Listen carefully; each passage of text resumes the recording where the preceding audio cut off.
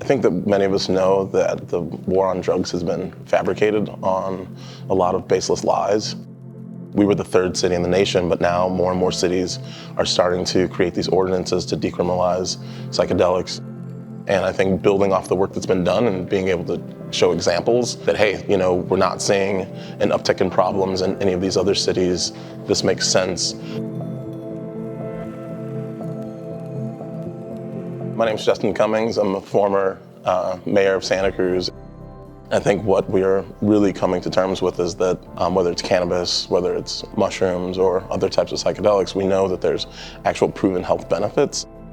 I've benefited from them in the past, and there's a lot of evidence that suggests that there's a lot of people out there who can also benefit from these types of substances and these types of plants. And I think we really need to realize that the reason why these are illegal, again, was part of the war on drugs. It's not because they're not beneficial. And we really need to reopen those conversations and look at that research as being an alternative to kind of the way that the pharmaceutical industry treats treatment.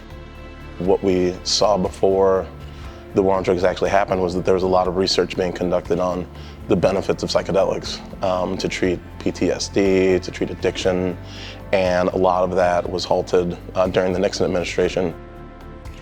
These notions that everybody's just gonna go out and start, eating psychedelics and driving around and being really reckless, like we haven't seen that happen.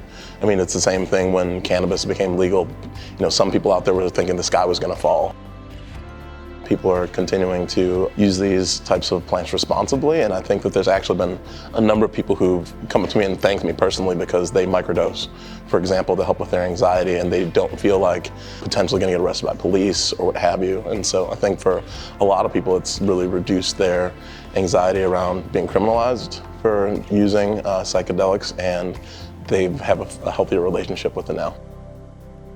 When we wrote our ordinance, we actually included a lot of references to peer-reviewed papers that discussed how these types of things can be beneficial. And I think around that time too, there were a number of articles that were popping up around the benefits of psychedelics for issues like PTSD and addiction. And so I think that's the real test, is taking that to the elected officials and really showing them the evidence and really encouraging them to follow the facts.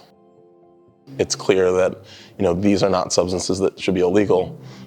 Maybe the way in which they're sold and distributed in the communities, that's another conversation. But people shouldn't be getting sent to prison for using naturally occurring plants in their day-to-day lives.